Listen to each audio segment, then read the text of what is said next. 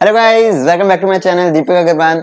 हो रहा था ना कि ये जो मैं बैठे बैठे आपको पढ़ा रहा था ना, उसमें मजा नहीं आ रहा था। इसलिए मैंने आपके लिए बहुत रिसर्च करके ऐसा सोचा है कि मैं आपके लिए छोटे छोटे टॉपिक्स की वीडियो बनाया करूंगा, जिससे आपका भी टाइम ज्यादा वेस्ट ना हो और मुझे भी इजीनेस से आपको पढ़ाने में मजा आए। मैं आपको पढ़ाने के लिए फुल रेडी हूँ और मैं आपको एक्सपेरिमेंटल वे में पढ़ाऊंगा। आई एम इंस्पायर्ड विद आशुक भाई sir, Khan sir and many more teachers. Physics वाला ऑफ कोर्स, हाँ देखता हूँ मैं भी।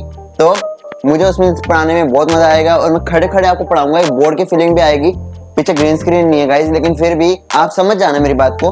मैं आपको फोन के थ्रू भी थोड़ा सा ऐसे पढ़ाऊंगा जिससे कि आपको इंटरेक्टिव वे में समझ में आए, ठीक है। क्योंकि हाथ में बुक नहीं है अभी मेरे पास, लेकिन मैं आपको जरूर समझाऊंगा। इस वीडियो में आप जानेंगे कि आप टॉर्क को कैसे अंडरस्टैंड कर सकते हैं इजी वे में, एक्सपेरिमेंटल वे में भी समझाऊंगा आपको। कम से कम इसमें बहुत सारे एक्सपेरिमेंट्स दिखाऊंगा आपको, जिससे आप टॉर्क को समझ सकते हैं, उसे रिलेट कर सकते हैं, समझ के उसे अपनी लाइफ में अप्लाई भी कर सकते हैं और दूसरों को पढ़ा भी सकते हैं। तो इस वीडियो को देखने के बाद आपको टॉर्क का कॉन्सेप्ट बिल्कुल समझ में आ जाएगा और तो और आप दूसरों को पढ़ा भी पाएंगे। और ये मेरा चैलेंज है, चैलेंज तो नहीं कहूंगा, ये मेरा होमवर्क है आप सबको कि आज जब पढ़ाओ ना तो कम से कम अपने सीनियर्स को या फिर जूनियर्स को उसे पढ़ के टैली करो, समझाओ उन्हें कि हाँ मैं सही बोल रहा हूँ ना, ठीक है। विदाउट वेस्टिंग द टाइम शुरू करते हैं। ओके गाइस, तो हम वापस आ चुके हैं इस वीडियो पे। What is torque? तो बेसिकली हम पहले बात करेंगे टॉर्क की। मैं ऐसा नहीं कह रहा कि टॉर्क बहुत मुश्किल है। Very is a chapter, is a very easy topic जो कि हमें बताता है it's a measure of force, it's a rotational effect of force. Rotational effect of force कहने का ये मतलब है कि देखो फोर्स क्या है, जब हम किसी चीज को पुश करते हैं, या फिर किसी चीज को पुल करते हैं। अब ये मेरे ड्रॉर है, यहाँ पे ड्रॉर है, मैंने जब पुल किया और पुश किया तो ये हम दरवाजे को पुश करते हैं और इसे पुल करते हैं। ये हमारा हो गया फोर्स। फोर्स मींस हमने कितनी तरफ के तत्व, कितने तरह का हमने तनाव, कितने तरह का हमने प्रेशर यानी कि फोर्स को लगाया, यानी कि हमने कितने जोर का हमने एनर्जी यूज की फोर्स लगाने में, उसे हम कहते हैं फोर्स। लेकिन अगर वही चीज रोटेशनल इफेक्ट ऑफ फोर्स के थ्रू हमने किसी जगह फोर्स लगाया और रोटेशनल इफेक्ट ऑफ फोर्स आ जाए, क्योंकि मुझे ना बैठे नहीं पढ़ाने में मजा नहीं आता। एक्टिवनेस गाइस, एक्टिवनेस, ठीक है। अब रोटेशनल इफेक्ट ऑफ फोर्स मैं आपको कम से कम इसमें बहुत सारे एग्जांपल समझाऊंगा जिससे आप रिलेट कर लोगे। मेरे को फोन की जरूरत नहीं है पढ़ाने के लिए, लेकिन मैं समझ रहा हूँ कि टॉपिक में क्या है, आपके सिलेबस में क्या है, जिसके बेस पे मैं आपको समझा पाऊँ और आपको देख रहा है बहुत इंटरेक्टिव लगेगा। और अगर इंटरेक्टिव नहीं लगा ना, सब्सक्राइब जरूर करना गाइस। अगर लगा तो सब्सक्राइब करना और अगर नहीं लगा तो चले जाना, कोई दिक्कत वाली बात नहीं है, ठीक है। पर ऐसा मौका ही नहीं आने दूंगा मैं, ठीक है। तो torque is a rotational effect of force that is being created by something, an object that is moving. कोई भी मूविंग ऑब्जेक्ट को अगर हम बोले कि वो ऐसा रोटेशनल इफेक्ट ऑफ फोर्स लगाता है जो एक पर्टिकुलर रेडियस से कनेक्टेड हो और एक पर्टिकुलर मोमेंट ऑफ आर्म से कनेक्टेड हो। ये मेरा रेडियस है और ये रेडियस, ये मोमेंट ऑफ आर्म है, ये मोमेंट ऑफ आर्म है और ये इसके बेस पे ऐसे रिवॉल्व करेगा, इसके बेस पे ऐसे रिवॉल्व करेगा, इसके बेस पे ऐसे रिवॉल्व करेगा, ठीक है। तो इसे बोलते हैं रोटेशनल इफेक्ट ऑफ फोर्स। अब ये कब कब हमें देखने को मिलता है, तो इसके बारे में हम एक बार गूगल से पढ़ लेते हैं कि गूगल पे क्या डेफिनेशन लिखी हुई है। खान सर की अकेडमी से मैं थैंक्स टू नोट्स, उन्होंने नोट्स अप्लाई कर रखे, तो मैं खान सर की अकेडमी से पढ़ा रहा हूँ ताकि आप सबको इजी वे में समझ में आए और मैं आपको और भी अच्छे वे में टिप्स एंड ट्रिक्स समझाऊंगा ताकि आपको और भी अच्छा लगेगा।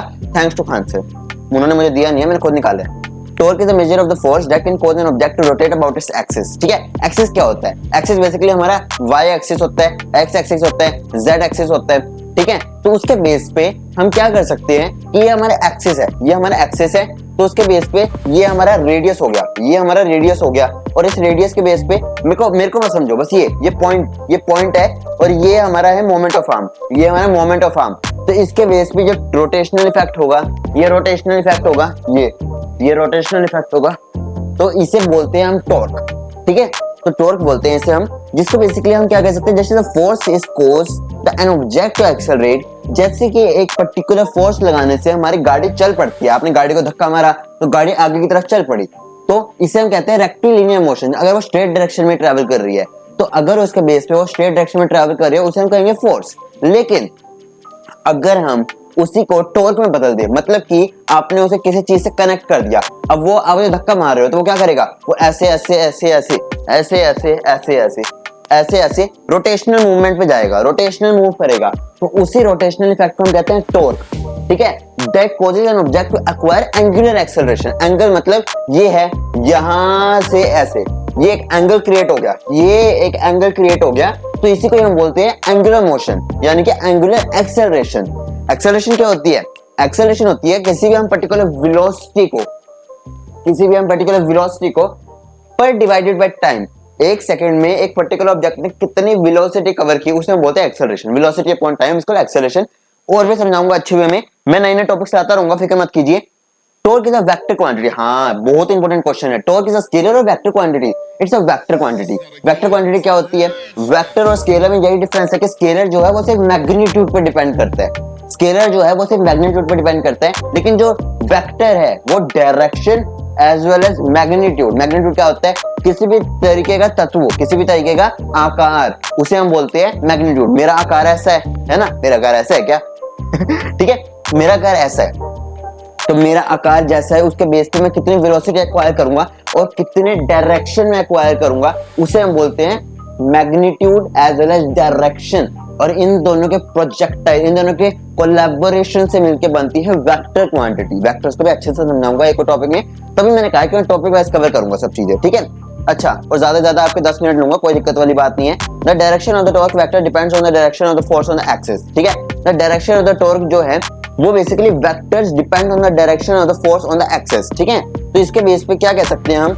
इसके बेस पे हम ये कह सकते हैं कि जो हमारे वेक्टर होता है ना, यानी कि हमारी जो डायमेंशन बेस्ड क्वांटिटी होती है, वो क्या करती है? डायरेक्शन के ऊपर डिपेंड करती है। जो हमारी डायमेंशन, क्योंकि इसके कोई फॉर्मूला होगा, उसका कोई डायमेंशन होगा, तो उसके बेस पे हम क्या कह सकते हैं कि ये एक डायमेंशनल वेक्टर क्वांटिटी है, ठीक है। Anyone who has ever opened a door, बिल्कुल बिल्कुल बिल्कुल, अब ये इसके ऑप्शंस पे आ गया। आपने कभी डोर ओपन किया होगा, डोर ओपन किया है, आप ये डोर ओपन करते हो ऐसे ऐसे, तो कभी आपने देखा होगा कि आपने जो डोर है, अगर आपने हैंडल से पकड़ा, मतलब यहाँ पे है डोर, अब देखो, तो अगर आपने डोर कभी ओपन किया होगा तो उसके बेस पे आपने समझा होगा कि जो डोर यहाँ पे होगा, तो मैं इसे अगर हैंडल से ओपन करूंगा तो वो बहुत जल्दी होगा। मैं इसे शॉर्ट्स में भी समझाऊंगा कि जो डोर है अगर आपने हैंडल से किया तो उसके बेस पे वो जल्दी हो जाता है, क्योंकि उसका जो रेडियस है, वो बड़ा है। T is equal to R F, radius क्या है? बड़ा है, तो हमें फोर्स कम लगाना पड़ेगा, लेकिन अगर हम दरवाजे के पास आए, ये दरवाजा है मेरा, यहाँ पे हैंडल है, तो मैं अब इसे यहाँ से लगाऊंगा तो मुझे ज्यादा फोर्स लगाना पड़ेगा in comparison with the force being applied by the longer radius. Because अब रेडियस छोटा हो चुका है, तो रेडियस छोटा हो गया तो उसके बेस पे फोर्स ज्यादा लगाना पड़ेगा, उसके बेस पे हमारी ज्यादा एनर्जी कंजर्व होगी। एनर्जी के बेस पे फॉर्मूला कैसे है वो बताऊंगा अभी आपको, ठीक है। उसके बेस पे अब हम समझ सकते हैं कि आपने कभी बचपन में झूला झूले, वो गोल गोल घूमने वाला झूला, गोल गोल, जिसमें हम ऐसे चढ़ जाते थे और एकदम से ऐसे ऐसे घूमते रहते थे, है ना। एक वो नहीं था पहिया होता था जो, और हम इसे ऐसे पकड़ते थे और उसके बाद हमें ऐसे जोर से झूला झुलाते थे, ऐसे। तो उसके बेस पे वो जब रेडियस कनेक्टेड है, उसका जो मोमेंट ऑफ एक्सिस है वो भी मेंशन्ड है, उसका जो रेडियस है वो भी डिपेंड करता है। उसका जो रेडियस होगा उसके बेस पे फोर्स डिपेंड करेगा कितना लगाना है, और उसी के बेस पे डिपेंड करेगा कि वेलोसिटी कितनी एक्वायर होगी, ठीक है। और एक बात, आपने कभी फैन को चलते हुए देखा है? फैन भी टॉर्क ऑफ एक्सिस पे काम करता है। फैन को जब आपने ऑन किया तो भले ही इसके इलेक्ट्रिक मोटर इसको पुश करती है, समझा दिया मैंने इसे, मैं एक बार समझा देता हूँ। इलेक्ट्रिक मोटर जो है वो बेसिकली इसमें करंट फ्लो करती है। इलेक्ट्रिक मोटर जो है when a current flows through a straight current conductor, it creates a torque around the particular axis, and that axis depends upon the particular particular radius। इसकी जो blades हैं वो लंबी है या छोटी, उसके बेस पे आपको पता होगा कि जो लंबे फैंस हैं वो बहुत जल्दी रुक जाते हैं, क्योंकि इसका ब्लेड यानी कि इसका जो रेडियस है वो ज्यादा बड़ा है, तो फोर्स कम लगेगा, तो ये देर तक घूमते रहते हैं। लेकिन जो छोटे फैंस होते हैं वो बहुत जल्दी रुक जाते हैं, क्योंकि उनका जो रेडियस है वो छोटा होता है, फोर्स ज्यादा होता है, तो उन पे जो फोर्स लगेगा वो ज्यादा लगेगा, ठीक है। तो मेन कंक्लूजन मेरा इतना है। अब ये हम दो वेज में समझ सकते हैं इसे, कि अगर इसके रेडियस बड़ा है तो फोर्स कम लगेगा, तो यानी कि इस पे फोर्स कम लगेगा, मतलब ये जल्दी रुक जाएगा। समझ सकते हैं बात को? मैंने उल्टा बोल दिया था पहले, ये जल्दी रुक जाएगा। लेकिन अगर मैं बताऊं आपको, जो छोटे फैंस होते हैं उनका रेडियस छोटा होता है, तो उसका जो मतलब मोमेंट ऑफ एक्सिस से जो बीच में उसका ब्लेड होती है, वो प्लेट होती है उसकी, उस प्लेट से जो रेडियस है, वो ब्लेड्स का जो रेडियस है वो बेसिकली छोटा है। छोटे फैंस की बात कर रहे हैं ना, छोटा होगा, तो छोटे के बेस पे रेडियस छोटा हो गया तो फोर्स ज्यादा लगेगा, वो देर तक घूमेंगे और ये जल्दी रुक जाएंगे, ठीक है। अब आप क्या करते हो, आपने कभी बटरफ्लाई खेली है? बटरफ्लाई,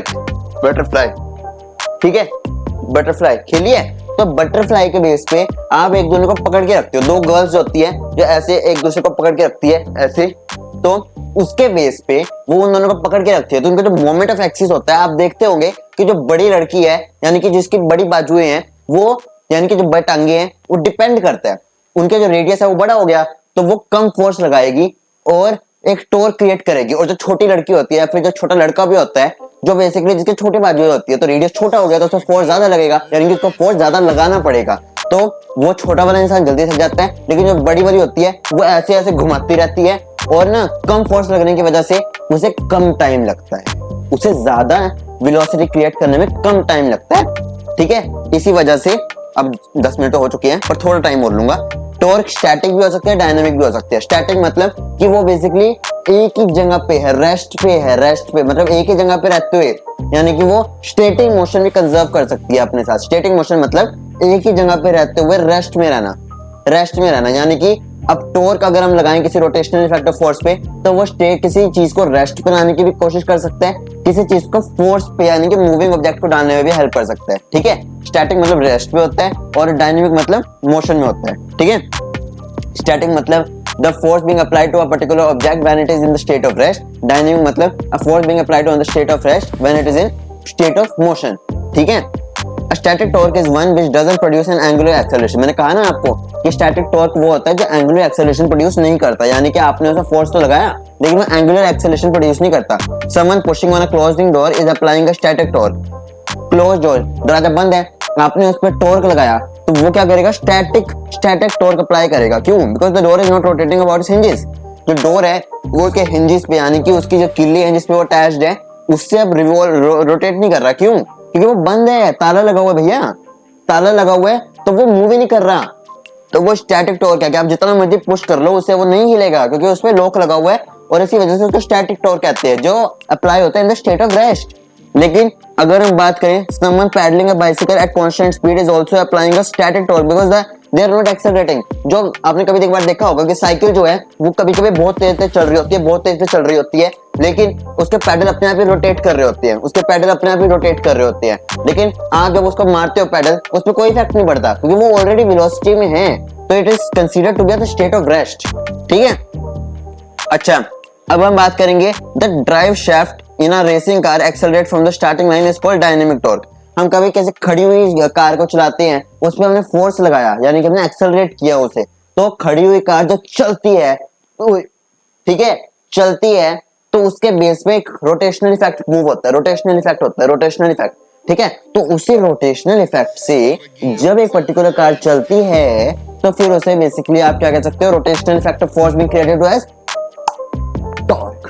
ठीक है, अच्छा स्टार्टिंग लाइन से because it must be producing an angular acceleration of the wheel, ये एंगुलर एक्सेलरेशन प्रोड्यूस कर रही है, व्हील्स घूम रहे हैं। ठीक है, that the car is accelerating along the track, और कार जो है वो एक्सेलरेट भी कर रही है अलोंग द ट्रैक, इसलिए हम उसे कहेंगे कि हम उसे टॉर्क कहेंगे। ठीक है, तो टर्मिन अगर आपको अच्छा लग रहा है तो प्लीज आप लाइक जरूर करना और बने रहना इस वीडियो में। पर थोड़ा सा रह गया, the terminology used when describing torque can be confusing. जो टर्मिनोलॉजी यानी कि हम जो डेफिनेशन टॉर्क को यूज करते हैं अलग अलग जगहों पे अलग अलग हो सकती है। जैसे engineer sometime use the term moment और moment of force. Moment of inertia सुना है सबने, ये बस मोमेंट ऑफ टॉर्क। अगर मोमेंट ऑफ इनर्शिया नहीं सुना मैं कवर कर दूंगा एक वीडियो में, फिक्र मत कीजिए। मोमेंट ऑफ फोर्स यानी कि एक particular force being applied by the moment, यानी कि एक पर्टिकुलर एक्सिस से जब फोर्स अप्लाई होता है तो उसे हम कहते हैं मोमेंट ऑफ फोर्स या फिर टॉर्क। ठीक है, the radius eight which the force act is sometime called moment arm. ठीक है, तो जो ये टॉर्क और मोमेंट ऑफ फोर्स है, मोमेंट मतलब एक पर्टिकुलर एक्सिस से जब हम फोर्स लगाते हैं तो ऐसे ऐसे मूव करता है, तो उसे हम कहते हैं मोमेंट ऑफ फोर्स या फिर टॉर्क। ठीक है, तो ये दोनों इंटरचेंजेबल भी है, इसे आप चेंज कर सकते हैं। The radius eight which the force act is called moment arm, और जिस रेडियस से फोर्स एक्ट कर रहा है उसे हम बोलते हैं मोमेंट आर्म, इसे हम कहते हैं मोमेंट आर्म। ठीक है, इसे हम कहते हैं moment arm. How is torque calculated, the magnitude of the torque क्या है। अब आपने क्या बोला, रोटेशनल इफेक्ट ऑफ फोर्स। हमने क्या क्या पढ़ा, दिक्कत करने वाली कोई बात नहीं है। क्या बन रहा है ये क्या बन रहा है, ये टी बन रहा है ना, इसमें आप एक और डंडा ऐड कर दो, ऐसे एक और डंडा ऐड कर दो, ये क्या बन गया, एफ बन गया, और इसे आप थोड़ा सा घुमा दो ऐसे आर बना दो ना इसका, तो उसे हम कहते हैं T is equal to R F, rotational effect यानी कि रेडियस ऑफ फोर्स, ऑफ मतलब मल्टीप्लाई और एफ मींस फोर्स, यानी कि T is equal to R F, और T is equal to R F का मतलब क्या हो गया, टॉर्क, वहां पे टी क्या बोलते हैं, क्या बोले तो टॉर्क, और एफ क्या बोलते हैं फोर्स, आर बोले तो रेडियस। दोनों क्या है एक दूसरे के, अगर टॉर्क को हम रखेंगे कांस्टेंट तो आर क्या हो गया रेडियस, रेडियस इज इनडायरेक्टली यानी कि इनवर्सली प्रोपोर्शनल टू फोर्स, ठीक है। यानी कि अगर टी कांस्टेंट है तो आर अगर बढ़ेगा तो बोले तो एफ घटेगा, और अगर एफ बढ़ेगा तो बोले तो आर घटेगा। समझ गए, मेरे को भी ऐसी लैंग्वेज यूज करनी पड़ेगी, अपन लोग बोलेंगे अपन, ठीक है। चलो जोक से पाए, आर जो पे आर जाए वो है रेडियस यानी कि length of the moment arm, जिसे आप रेडियस भी बोल सकते हो, कोई दिक्कत नहीं है। थीटा यानी कि R T is equal to R F और आर साइन थीटा, ठीक है। T is equal to R F है ना, लेकिन आर को हमने साइन थीटा दे रखा है। साइन थीटा मतलब theta is the angle between the force vector and the moment arm. Force vector, अरे सर डरने वाली कोई बात नहीं है। मोमेंट आर्म क्या होगी, ये होगी फोर्स वेक्टर, यानी कि फोर्स के ऊपर हम क्या लगा रहे हैं, फोर्स क्या हो गया यहाँ पे फोर्स क्या हो गया, फोर्स यहाँ पे हो जाता है हमारा 90 डिग्री। 90 डिग्री कैसे हो गया सर, ये है यहाँ पे हम फोर्स लगा रहे हैं, ये देखो ये फोर्स लगा रहे हैं, ठीक है। ये देखो ये फोर्स लगा रहे हैं ना, ये हमारी मोमेंट ऑफ आर्म है, और ये है हमारा ऑब्जेक्ट। तो इसे हम फोर्स लगा रहे हैं, तो यहाँ पे क्या एंगल बन रहा है, ये क्या एंगल बन रहा है, 90 डिग्री बन रहा है। फोर्स वेक्टर यानी कि जिस पे हम फोर्स लगा रहे हैं, दरवाजे को आप पुश कर रहे हो, ऐसे दरवाजे को आप पुश कर रहे हो, ठीक है, दरवाजे को आप पुश कर रहे हो, तो दरवाजे पे क्या एंगल बन रहा है 90 डिग्री। तो 90 को अगर आप थीटा पे ऐड करो तो क्या बन जाएगा 0 डिग्री, 0 बन जाएगा ना। उसी को अगर हम पुट करें तो साइन 90 कितना होता है 1 होता है ना। आप अटेंटिव रहो क्लास में, मैंने 0 बोला, आप 0 मान गए, अटेंटिव रहो, 1 है, ठीक है। साइन 90 इज इक्वल टू 1, तो T is equal to R F, यानी कि हमारा फॉर्मूला बन जाता है कि अगर हम एक आइडियल केस लेके चलें जिसमें हम 90 डिग्री का एंगल बना रहे हैं हम वेक्टर पे, यानी कि जो फोर्स वेक्टर है, यानी कि जिसमें फोर्स लगा रहे हैं, जो सोर्स है उसमें हम 90 डिग्री का एंगल बना रहे हैं, तो हमारा T is equal to R F बन जाएगा, ठीक है। और समटाइम्स इसे हम क्या करते हैं, direction of torque vector found with the right hand rule, इसे हम राइट हैंड रूल से भी करते हैं। राइट हैंड रूल मतलब कि अगर हमने इस पे ऐसे किसी भी चीज को रखा हुआ है, मतलब कि मेरा pen pen pen pen pen, ये देखो मैंने सब कुछ रखा हुआ है यहाँ पे, आपको दिक्कत नहीं आनी चाहिए, ठीक है। ये देखो ये मैंने रखा हुआ है, ये मैंने रखा हुआ है पेन, ठीक है, ऐसे। अब क्या है, अब अगर ये टॉर्क ऊपर की तरफ है, मतलब कि ये जो टॉर्क है वो ऊपर की तरफ है, सॉरी ये जो लेंथ है ऊपर की तरफ लग रहा है फोर्स, तो ये ऐसे लगेगा, जिसे हम क्लॉकवाइज रूल भी कहते हैं, ठीक है। मतलब कि अगर ये मोस्टली वैसे राइट हैंड रूल यही कहता है कि अगर करंट ऊपर की तरफ फ्लो करे तो मैग्नेटिक फील्ड ऐसे घूमेगी, लेकिन इसमें हम कह सकते हैं कि जो एक मिनट कि जो the direction of the torque vector is found by convention using the right hand grip rule, जहां पे if a hand is curled around the axis of the rotation with the fingers, यानी कि अगर हम इसे curl कर दें axis को with the fingers, then the torque vector point in the direction of the thumb as shown in the figure. Figure यानी कि ये वाला, ये है वो फिगर, ठीक है। यानी कि अगर हम फिंगर्स को कर्ल कर दे ऐसे तो ऊपर की तरफ लगेगा फोर्स, ठीक है। कुछ ऐसा समझो आप कि जो वो अगर हम कर्ल कर ले फिंगर्स को, तो जो डायरेक्शन ऑफ फोर्स होगी, then the torque vector point in the direction of the thumb. Torque vector जो होगा वो ऊपर की तरफ फोर्स अप्लाई करेगा, ठीक है। ऐसा ही है बस इसमें ग्रिप रूल में कि अगर हम फिंगर्स को कर्ल कर लें, ठीक है, जो फिंगर्स को कॉइल कर ले pointing in the direction of force, कि अगर हम फोर्स इस डायरेक्शन में लगा रहे हैं, फिंगर्स के डायरेक्शन में फोर्स अगर हम इस डायरेक्शन में लगा रहे हैं, तो जो टॉर्क होगा वो ऊपर की तरफ होगा। तो अगर हम फोर्स आगे की तरफ लगा रहे हैं तो टॉर्क जो होगा साइड में लगेगा, और उस साइड में क्या है, साइड में तो ग्रिप है। तो अगर हम ऐसे कर रहे हैं, ऐसे ये तो ये 90 डिग्री हो गया ना, तो ये इसे बैलेंस कर देगा, कैंसिल आउट कर देगा, ठीक है, और हमारा दरवाजा खुल जाएगा, ठीक है। समझ आया तो हैंड रेस करो। हैंड रेस मतलब ऐसे भी करो, ऐसे करो, देखिए ना बजरंगी भाईजान, ऐसे करो और लाइक करो जल्दी वीडियो को, ठीक है। How is torque measured, the SI unit of for torque is a newton metre. Newton metre की मतलब कि एसआई यूनिट जो होती है न्यूटन मीटर होती है। अब एक ऐसे निकाले sir, R is equal to R into F होता है, एफ की क्या है न्यूटन, रेडियस की क्या होती है मीटर, लेंथ ही है ना, लेंथ की मीटर, फोर्स की रेडियस न्यूटन, और न्यूटन इंटू मीटर यानी कि newton metre, newton into metre, newton into metre, newton into metre, newton metre, ठीक है। In imperial units the foot pound is often used. Imperial units की अगर हम बात करें, जो फुट पाउंड होती है वो भी यूज होती है, फुट और पाउंड। फुट मतलब जो हम मीटर की लगाते हैं वो फुट, और जो अगर हम न्यूटन की लगाएं तो वो पाउंड, ठीक है। This is confusing because colloquially the pound is sometimes used as a unit of mass and sometimes force, but ये थोड़ा कंफ्यूजिंग है क्योंकि पाउंड को हम कभी कभार मास की यूनिट भी यूज करते हैं, कभी कभार फोर्स भी यूनिट भी यूज करते हैं। What is meant here is pound force, the force due to earth gravity on a 1 pound object, ठीक है।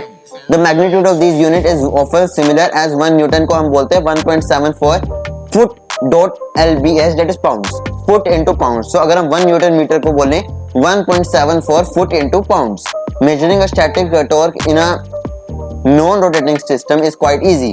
अगर हम स्टैटिक फोर्स को देखें जिसमें दरवाजा नहीं खुल रहा था, उसको हम इजीली कैलकुलेट कर सकते हैं, क्योंकि उसमें जो हमारा एंगल है वो जीरो रहेगा, जो हमारा फोर्स रहेगा वो जितना रहेगा उसको डिपेंड कर दो, टॉर्क के साथ मल्टीप्लाई कर दो और हमारा आंसर जल्दी निकल जाता है। Done by measuring a force given the length of the moment arm the torque can be found directly. जितना ये हम फोर्स तो ज्यादा लगा नहीं रहे क्योंकि फोर्स पे तो कुछ एक्ट आ नहीं रहा, तो रेडियस की वैल्यू लगाओ, उसे जीरो कर दो तो वो इजीली वैल्यू आ जाती है, ठीक है। The torque can be found directly. Measuring torque in a rotating system is considerably more different. अगर वो रोटेट कर जाता है तो हमें उसका रेडियस ही पुट करना है, हमें उसका फोर्स भी पुट करना है, और कैलकुलेशन थोड़ी सी कॉम्प्लेक्स बन जाती है, लेकिन कोई दिक्कत वाली बात नहीं है, ठीक है। One method works by measuring strain within the metal of a drive shaft which is transmitting torque and sending this information wirely. एक तो बुकिश लैंग्वेज नहीं पढ़नी चाहिए भैया, बुकिश लैंग्वेज का तो छोड़ ही दो, अब अपन बताएगा क्या करना है, ठीक है। तो हम एक मेटल शेफ्ट को ले लेते हैं। मेटल शेफ्ट यार थोड़ा सा बजट कम है हमारा, थोड़ा सा बजट कम है। आज तो गाइस सर से इंस्पायर होके आज हम थोड़ा सा मोमेंट ऑफ टॉर्क देखेंगे, ठीक है। अब हमारे पास स्टूडेंट्स तो है नहीं, ठीक है, तो with due respect to the education, एक minute, with due respect to the education I love my books, ठीक है। तो हम इसी को यूज करेंगे एज ऑब्जेक्ट। अगर वाइपर टूट जाता है तो प्लीज सब्सक्राइब कर देना, क्योंकि फिर मुझे डांट पड़ जाएगी बहुत ज्यादा, क्योंकि अभी रूम लॉक्ड है और हम शॉक्ड है। चलो ठीक है, तो ये करते हैं और इसे हम क्या करेंगे, इसे हम करेंगे यहाँ पे अटैच, ठीक है, इसे हम करेंगे यहाँ पे अटैच, ठीक है। अब ये करते हैं, ये देखो, अब ये थोड़ा सा दूर है मुझसे, इसलिए मेरे को इसमें ज्यादा फोर्स लगाना पड़ रहा है। इसमें मुझे इतना फोर्स लगाना पड़ रहा है क्योंकि इसका जो रेडियस है, यानी कि इसकी जो लेंथ है वो बढ़ चुकी है, इसलिए सॉरी, इसका जो मोमेंट ऑफ आर्म है वो बढ़ चुका है। इसका मतलब है कि अगर रेडियस बढ़ेगा फोर्स कम लगना चाहिए, लेकिन इस पे क्या केस है कि इसका वेट का डिफरेंस है, उसमें ज्यादा मास है, इसमें कम मास है, ठीक है। तो सिंपल सी बात इतनी है कि इस पे मेरे को टॉर्क लगाना है, ठीक है, टॉर्क लगाने। तो अब इस पे ये मैंने ऐसे उठाया तो इस पे क्या हो गया, इस पे जो हमारा ये है, ये हमारा मोमेंट ऑफ एक्सिस है, ठीक है, ये हमारा रेडियस है, ठीक है। तो क्योंकि अब यहाँ पे मैंने इसे उठाया, अब क्या हो गया कि यहाँ पे जो मास है इसका वो भी ज्यादा है और जो रेडियस है वो भी ज्यादा है, ठीक है। तो इसमें क्या हो जाएगा, फोर्स पे मास ज्यादा लगेगा क्योंकि मास ज्यादा है, इसका एक्सेलरेशन कम होगी, तो फोर्स और मास को ऑलमोस्ट कांस्टेंट करके मल्टीप्लाई ऐड हो जाएगा, यानी कि इसमें कुछ नहीं करना, रेडियस ही बढ़ गया पर इसका मास भी तो ज्यादा है। तो इसे हमने लॉन्ग डिस्टेंस पे करने से क्या हुआ, हमें ज्यादा एनर्जी लगानी पड़ेगी क्योंकि फोर्स का मास बढ़ गया, मास इनटू एक्सेलरेशन होता है ना, फोर्स का मास बढ़ गया, तो हमें इसे आगे ज्यादा मेहनत करके उठाना पड़ेगा। लेकिन अगर मैं इसका रेडियस कम कर दूं, फोर्स तो अभी भी उतना ही लगेगा, लेकिन मैंने इसका रेडियस कम कर दिया, रेडियस कम कर गया तो रेडियस कम हो गया, एक फैक्टर से हमने कंपेंसेट कर दिया उसे, तो उसके बेस पे क्या होएगा कि फोर्स इनटू रेडियस, रेडियस कम हो गया, फोर्स ज्यादा हो गया, टॉर्क कांस्टेंट हो गया। अब मैं देखो इसे कितने आसानी से उठा लेता हूं, ये देखो, ये देखो,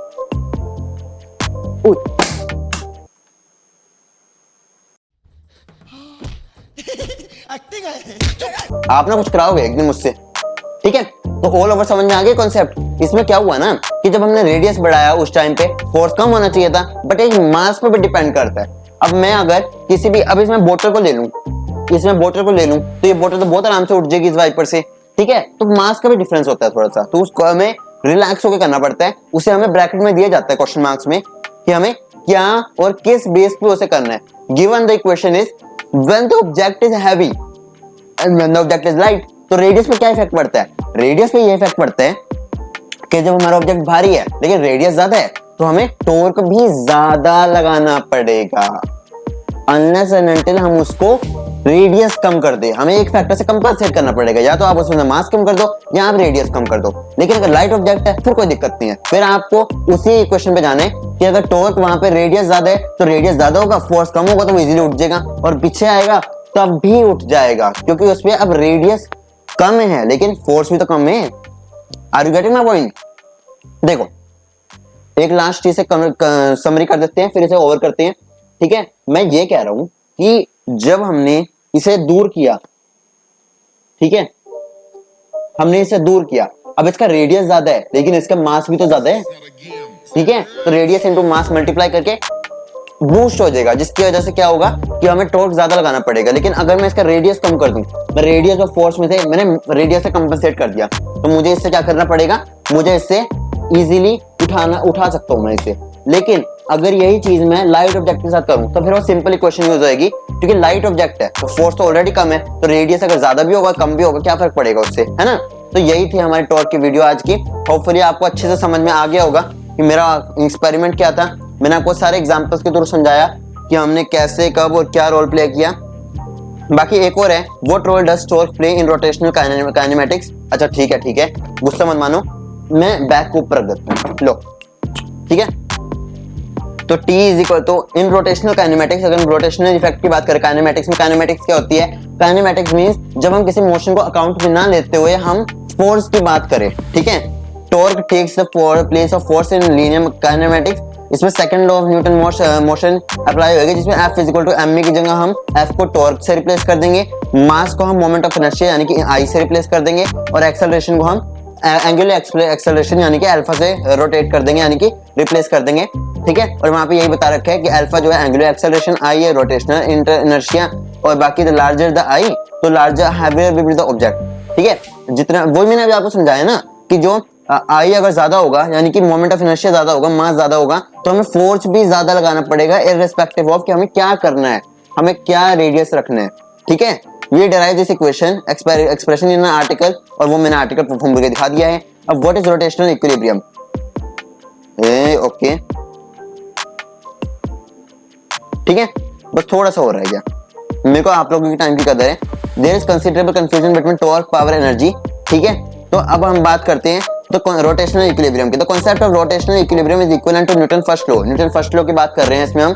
न्यूटन फर्स्ट लॉ क्या कहते हैं, तो every action no first law क्या कहता है, object tends to be in the state of rest और state of motion unless and until an external force is applied on it, ठीक है। तो an object which is not rotating remains not rotating unless acted by, मतलब कि अगर object rotate कर रहा है तो वो तब तक रोटेट करेगा जब तक हम उसका टॉर्क को वो ना कर दे, मतलब जब पे एक्सटर्नल फोर्स ना लगे, ठीक है। फोर्स लगेगा तो ऑब्जेक्ट तब तक मूव करेगा, लेकिन अगर फोर्स नहीं लगेगा यानी कि टॉर्क लगेगा तो वो तब तक रोटेट करता रहेगा जब तक उसको एक एक्सटर्नल फोर्स से रोका ना जाए, ठीक है। यही कहता है इसमें। The concept of rotational equilibrium is particularly useful in problems involving multiple torques acting on a rotatable object. जब भी मल्टीपल टॉर्क्स होते हैं, in this case if it is the net torque which is important, if the net torque on a rotational object is zero then it will be in equilibrium, ठीक है। बस simple सी बात है, अगर आपने वो जो बचपन में झूला होता था जिसे हम ऐसे ऐसे करके ऐसे करके घुमाते रहते थे, ठीक है, तो उस जिस पे बैठते थे हम या फिर खड़े हो जाते थे और हम ऐसे स्कूल में घुमाया करते थे उसे बचपन में, ठीक है। तो उसके बेस पे चारों तरफ से बच्चे खड़े हैं और वो ऐसे ऐसे किए जा रहे हैं, ठीक है, वो ऐसे ऐसे किए जा रहे हैं, तो उसके बेस पे वो इक्विलिब्रियम नहीं हुआ क्योंकि उसपे चारों तरफ से डायरेक्शन में फोर्स लग रहा है। लेकिन अगर हम बात करें कि अगर उसपे फिर कोई फोर्स ना लगाए और चारों तरफ से डायरेक्शन से जो फोर्स है वो जीरो हो, तो वो रेस्ट में यानी कि इक्विलिब्रियम पे होगा, यानी कि जितने भी चारों तरफ से फोर्स लग रहे हैं वो जीरो हो जाए, यानी कि वो अब बिल्कुल रेस्ट पे रहेगा। इतना इसका कहने का मतलब है, ठीक है। How does torque relate to power energy, जो टॉर्क है वो कंसिडरेबली टॉर्क पावर एनर्जी में बहुत कंफ्यूजन रहती है। For example the torque of an engine is sometimes incorrectly described as turning power, ठीक है। जो टॉर्क होता है इंजन का, जिसमें इंजन टॉर्क लगाता है और जो ट्रेन और चल रही होती है चुक चुक चुक चुक चुक चुक, ठीक है, चल रही होती है ना, तो उसके बेस पे क्या हो रहा होता है कि जो उसको हम टॉर्क ना समझ के टर्निंग पावर समझ लेते हैं। टर्निंग पावर क्या होती है, तो power which is basically conserved to move a particular object while engine is working. Engine work कर रहा है लेकिन जब ऑब्जेक्ट मूव करने जाता है टॉर्क के हिसाब से, रोटेशनल इफेक्ट के हिसाब से, तो उसे हम कहते हैं turning power. Torque and energy have the same dimension, torque और एनर्जी की सेम डायमेंशन होती है। इसे हम कैसे याद रख सकते हैं, इसे हम टी से याद रख सकते हैं। टी या फिर इसे हम टेड से याद रख सकते हैं, टेड टॉक्स आता है ना, वैसे टेड से याद रखो, TED, T torque, E energy, D dimensions. तो इसे आप टेड से याद रखो, टेड से मतलब टॉर्क, एनर्जी, सेम डायमेंशंस, ठीक है। They can be written in the same fundamental units but they are not a measure of the same thing, but वो एक ही नहीं है, एक चीज नहीं है। They differ in that torque is a vector quantity, जो टॉर्क है वो वेक्टर क्वांटिटी है जो रोटेशनल इफेक्ट कॉज करती है। However power can be calculated from torque if the rotational speed is unknown.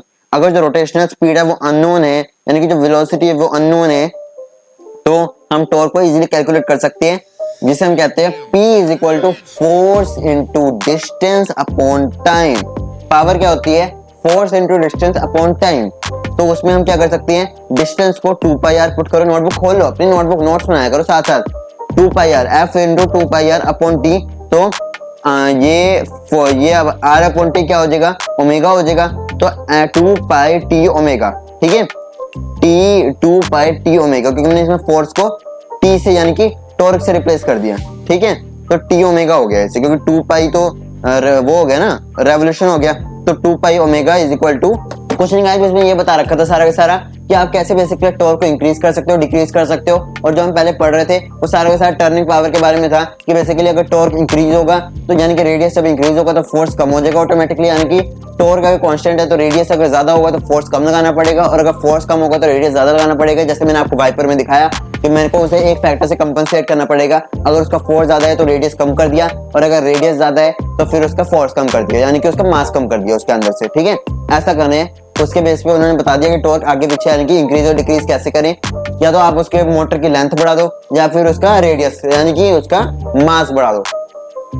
तो रेडियस कम किया तो फोर्स बढ़ा दो, और अगर फोर्स कम किया तो रेडियस बढ़ा दो, और क्या चीज है, ठीक है। तो इसके बाद हमारा खत्म हो जाता है टॉर्क। अगर कोई टॉपिक रह गया है तो प्लीज आप मुझे कमेंट कर देना नीचे।